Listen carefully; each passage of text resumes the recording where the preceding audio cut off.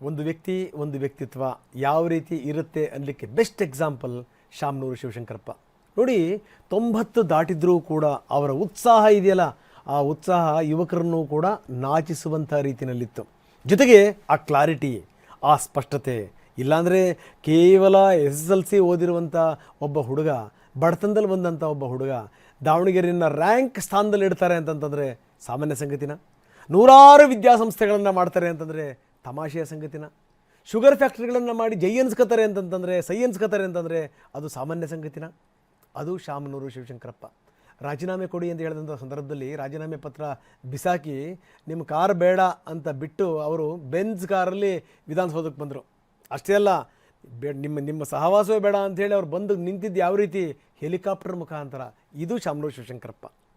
ಶಾಮನೂರು ಶಿವಶಂಕರಪ್ಪ ಮಾತಾಡಿದ್ರು ಅಂದರೆ ಮುಗೀತು. ಶಿವಮೊಗ್ಗದಲ್ಲಿ ಇದ್ಕೊಂಡು ಶಾಮನೂರು ಶಿವಶಂಕರಪ್ಪ ಹೇಳ್ತಾರೆ, ಅದ್ಭುತವಾದಂಥ ಕೆಲಸ ಮಾಡ್ತಾ ಇದ್ದಾರೆ ಬಿ ವೈ ರಾಘವೇಂದ್ರ, BJP ಅವರಾಗಿರ್ಬೋದು, BJP ಸಂಸದ, ಭಾಳ ವಂಡರ್ಫುಲ್ ಕೆಲಸ ಮಾಡ್ತಾ ಇದ್ದಾರೆ ಅಂತ ಕೇಳಿದ್ರವ್ರು ಹೇಳಿದ್ರು, ಒಳ್ಳೆಯ ಕೆಲಸ ಮಾಡೋರನ್ನು ಒಳ್ಳೆ ಕೆಲಸ ಮಾಡಿದ್ರು ಅಂತ ಹೇಳಬೇಕು. ಅದು ಶಾಮನೂರು ಶಿವಶಂಕರಪ್ಪ. ಧರ್ಮದ ವಿಚಾರಕ್ಕೆ ಸಂಬಂಧಪಟ್ಟಂಗಾಗಲಿ, ಜಾತಿ ವಿಚಾರಕ್ಕೆ ಸಂಬಂಧಪಟ್ಟಂಗಾಗಲಿ, ಕ್ಲಾರಿಟಿ ಟು ದ ಕೋರ್. ಅದು ಶಾಮನೂರು ಶಿವಶಂಕರಪ್ಪ. ಏನಾದರೂ ಮಾತಾಡುವಂಥ ಸಂದರ್ಭದಲ್ಲಿ ಮುಖಕ್ಕೆ ಹೊಡೆದಂಗೆ ಮಾತಾಡೋದಿದೆಯಲ್ಲ, ಅದು ಶಾಮನೂರು ಶಿವಶಂಕರಪ್ಪ. ನಮ್ಮನ್ನು ದೂರ ಇಟ್ಟು ರಾಜಕಾರಣ ಮಾಡ್ತೀರಾ? ರಾಜಕಾರಣ ಮಾಡೋವಂಥ ಶಕ್ತಿ ಇದೆಯಾ? ಮಾಡಲಿ ನೋಡಲಿ ಯಾರಾದ್ರೂ ಅಂತಾರಲ್ಲ, ಅದು ಶಾಮನೂರು ಶಿವಶಂಕರಪ್ಪ. 90 ಆದರೂ ಕೂಡ ನಾನು ಯಾಕೆ ಮುಖ್ಯಮಂತ್ರಿ ಆಗಬಾರ್ದು ಅಂತ ಕೇಳಿದ್ರಲ್ಲ, ಅದು ಶಾಮನೂರು ಶಿವಶಂಕರಪ್ಪ.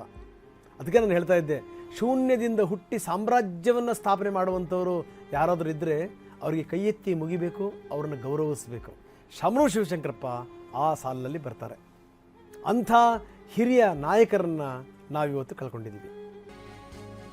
ಬೆಳಗ್ಗೆ 10:30ಕ್ಕೆ ಮತ್ತೆ ಮನೆ ಆವರಣದಲ್ಲಿ ಅಂತಿಮ ದರ್ಶನ.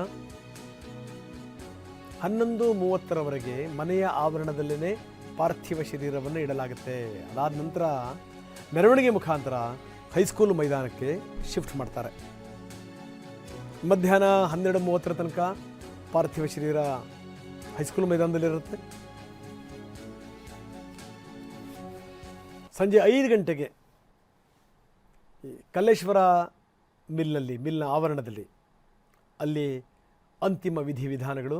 ಅವರ ಪತ್ನಿ ಪಾರ್ವತಿಯವರನ್ನು ಕೂಡ ಅವರು ಹೋದಂಥ ಸಂದರ್ಭದಲ್ಲೂ ಕೂಡ ಅಲ್ಲೇ ಅವರಿಗೆ ಚಿರಶಾಂತಿಯನ್ನು ಒದಗಿಸಲಾಗಿತ್ತು.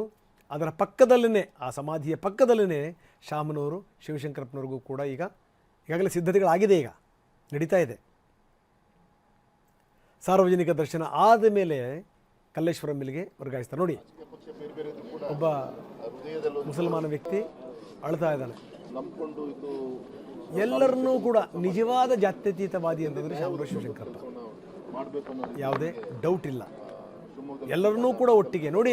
ಅವರು ಈ ಸಾಧು ಲಿಂಗಾಯತರು, ಆದರೆ ಲಿಂಗಾಯತರ ಯಾವ ವರ್ಗವನ್ನಾದರೂ ಕೇಳಿ, ಯಾರೂ ಕೂಡ ಅವ್ರನ್ನ ದ್ವೇಷ ಮಾಡ್ತಿರಲಿಲ್ಲ. ಬ್ರಾಹ್ಮಣರನ್ನು ಕೇಳಿ, ಯಾರು ಕೂಡ ಅವರು ದ್ವೇಷ ಮಾಡ್ತಿರಲಿಲ್ಲ. ಯಾವುದೇ ಜನಾಂಗದವ್ರನ್ನ ಕೇಳಿ, ಶಾಮನೂರು ಶಿವಶಂಕರಪ್ಪ ಅಂದರೆ ಹಾಗೆ. ಕಲ್ಲೇಶ್ವರ ಮಿಲ್ ಹತ್ರನೇ ಅವರ ಅಂತಿಮ ಸಂಸ್ಕಾರ ಆಗುತ್ತೆ. ಇವತ್ತು ಸಂಜೆ 3 ಸ್ಥಳಗಳಲ್ಲಿ ಅಂತಿಮ ದರ್ಶನಕ್ಕೆ ವ್ಯವಸ್ಥೆ ಮಾಡಲಾಗಿದೆ. ಆರಂಭದಲ್ಲಿ ಮನೆ, ಈಗ ಮತ್ತೆ ಮನೆ. ನೋಡಿ, ರಾಘವೇಂದ್ರ ಬಂದಿದ್ದಾರೆ, ಬಿ ವೈ ರಾಘವೇಂದ್ರ. ಇದೇ ಬಿ ವೈ ರಾಘವೇಂದ್ರ ಅವ್ರನ್ನ ಶಿವಮೊಗ್ಗದಲ್ಲಿ ಸಾರ್ವಜನಿಕ ಸಭೆಯಲ್ಲಿ ಹೇಳಿದ್ರು, ಭಾಳ ಅದ್ಭುತವಾದ ಕೆಲಸ ಮಾಡ್ತಾ ಇದ್ದಾನೆ ಹುಡುಗ, ಅವನಿಗೆ ನಿಮ್ಮ ಆಶೀರ್ವಾದ ಇರಲಿ. ಶಾಮನೂರು ಶಿವಶಂಕರಪ್ಪ ಅವ್ರದ್ದೇ ಸರ್ಕಾರ ಇದೆ. ಹೆಂಗಿದೆ ನೋಡಿ ಸ್ಥಿತಿ ಅವ್ರದ್ದು. ಹೇಳಬೇಕಾ? ಅದನ್ನು ಹೇಳದೆ ಮುಲಾಜಿಲ್ಲ. ನೀವು ಪಂಚಾಚಾರ್ಯ ಸ್ವಾಮೀಜಿಗಳನ್ನು ನೋಡ್ರಿ, ಅವ್ರ ಜೊತೆಗೂ ಇವ್ರ ಆತ್ಮೀಯತೆ. ಬೇರೆ ಬೇರೆ ಜಾತಿ ಜನಾಂಗದ ಸ್ವಾಮೀಜಿಗಳನ್ನು, ಮಠಗಳನ್ನು ನೋಡಿ, ಅವ್ರ ಜೊತೆಗೂ ಇವ್ರ ಆತ್ಮೀಯತೆ. ಹೆಂಗಿದ್ದಾರೆ ನೋಡಿ. ಹೀಗಾಗಿ ಏನು ಅಂದರೆ, ಶಿವನ ಊರಿಗೆ ಶಿವಶಂಕರಪ್ಪ ಪ್ರಯಾಣ ಮಾಡಿರೋದು. ಒಂದಲ್ಲ ಒಂದು ದಿವಸ ಶಿವನ ಪಾದವನ್ನು ಸೇರಲೇಬೇಕು, ನಿಜ. ಆದರೆ ನೋಡಿ, 5 ವರ್ಷ ಆಗಿದ್ದಿದ್ರೆ ಶತಾಯುಷಿ, 100 ವರ್ಷ ತುಂಬಿ ಬಿಡ್ತಾ ಇತ್ತು. 95ಕ್ಕೆ ಶಿವಶಂಕರಪ್ಪ ಆಗಲಿದ್ದಾರೆ. ಪಟ್ಟಂಥ ಪಾಡಿದೆಯಲ್ಲ ಅವರು. ಅದಕ್ಕೆ ನಾನು ಹೇಳ್ತಾ ಇದ್ದೆ, ಶೂನ್ಯದಿಂದ ಸಾಮ್ರಾಜ್ಯವನ್ನು ನಿರ್ಮಾಣ ಮಾಡಿದಂಥವ್ರನ್ನ ಯಾವಾಗಲೂ ಕೂಡ ನೆನಬೇಕು, ಅವ್ರನ್ನ ಮಾದರಿ ಆಗಬೇಕು. ಒಂದು ಲೆಕ್ಕದಲ್ಲಿ ಇದು ಅಧ್ಯಯನದ ಜೀವನ ಇವ್ರದ್ದು. ಅಧ್ಯಯನದ ವಸ್ತು ಇವರ ಜೀವನ ಅನ್ನೋದು. ಬಿಕ್ಕಿ ಬಿಕ್ಕಿ ಅಳ್ತಾ ಇದ್ದಾರೆ ಸಿಬ್ಬಂದಿ.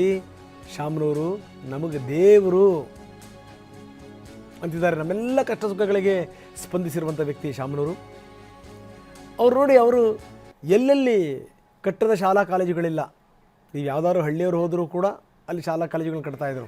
ಆಯ್ತು ಬಿಡಿ ಅಂತ. ಅವರು ಜೀರ್ಣೋದ್ಧಾರ ಮಾಡಿದಂಥ ದೇವಸ್ಥಾನಗಳಿಲ್ಲ. ಯಾರಾದರೂ ಹೋದರೆ ಸಾಕು, ಕೊಡುಗೈ ದಾನಿ. ಅವರ ಕುಟುಂಬದವರು ಅಳ್ತಾ ಇದ್ದಾರೆ.